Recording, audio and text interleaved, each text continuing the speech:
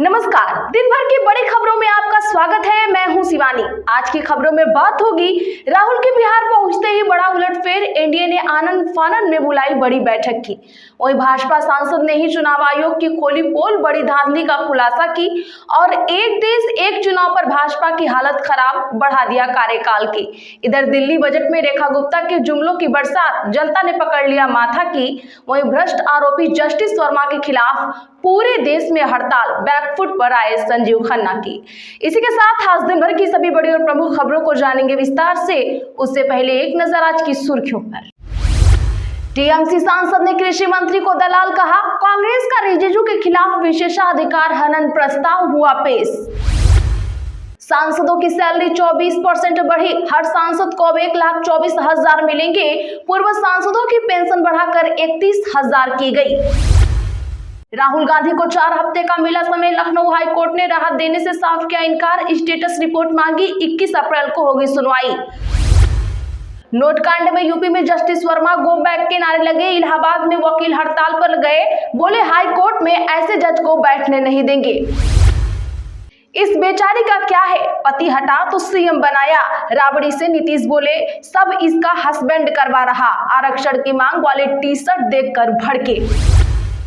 जम्मू और कश्मीर के हिस्से से अवैध कब्जा खाली करे पाकिस्तान, संयुक्त राष्ट्र में भारत ने लगाई लताड़।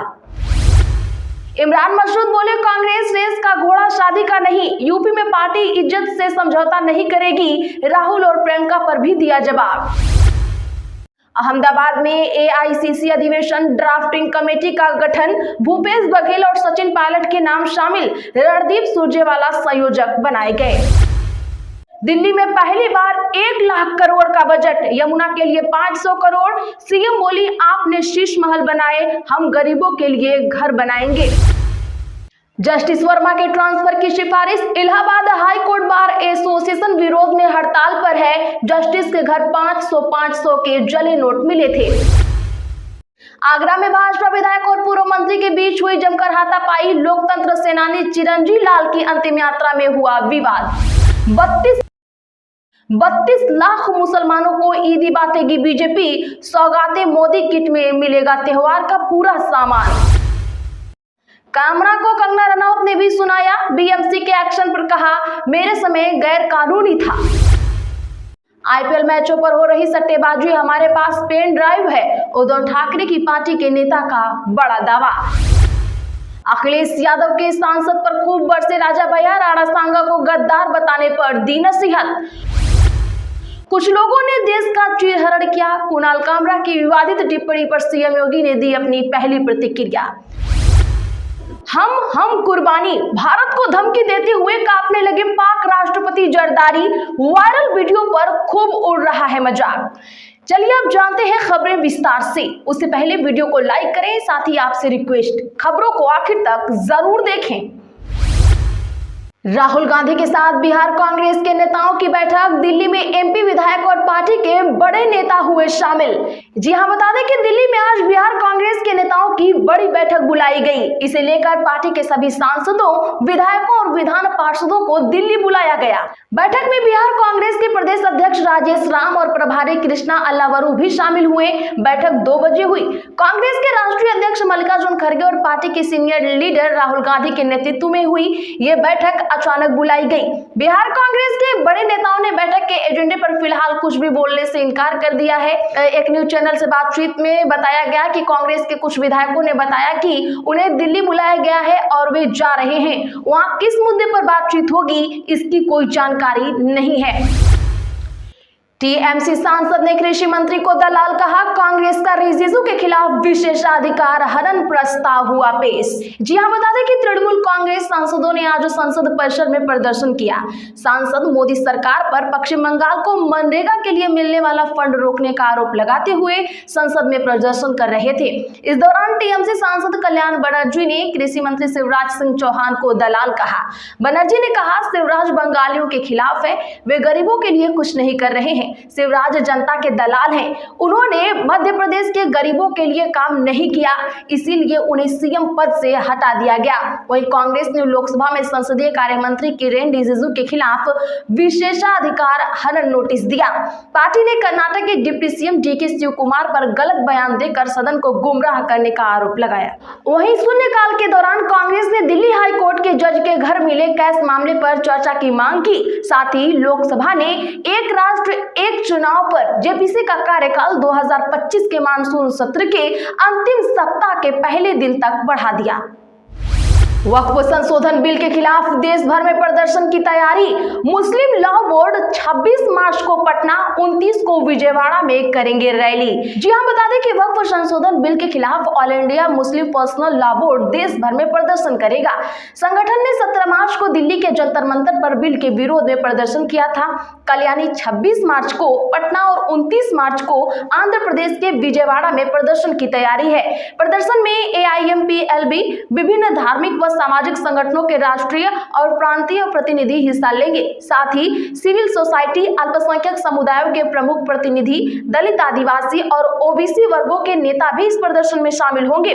बता दें कि भाजपा सांसद और वक्फ संशोधन विधेयक के लिए बनाई गई ज्वाइंट पार्लियामेंट कमेटी के अध्यक्ष जगदम्बिका पाल ने आज कहा कि सरकार ज्यादा से ज्यादा लोगों के फायदे के लिए बिल में संशोधन कर रही है। AIMIM प्रमुख असदुद्दीन ओवैसी देश को गुमराह करने की कोशिश कर रहे हैं। वैसे आप इन दोनों में से किसकी बात से सहमत हैं, कमेंट में जरूर बताइए। बंगाल में हिंदू और हिंदी बोलने वालों के नाम वोटर लिस्ट से हटाए जा रहे हैं। शुभेंदु अधिकारी का बड़ा दावा। जी हां, बता दें कि भारतीय जनता पार्टी के सीनियर नेता शुभेंदु अधिकारी ने आज चुनाव आयोग पर गंभीर आरोप लगाए हैं। उन्होंने कहा कि पश्चिम बंगाल में TMC मतदाता सूची से फर्जी मतदाताओं के नाम हटाने की आड़ में हिंदू और हिंदी भाषी मतदाताओं के नाम हटा रही है।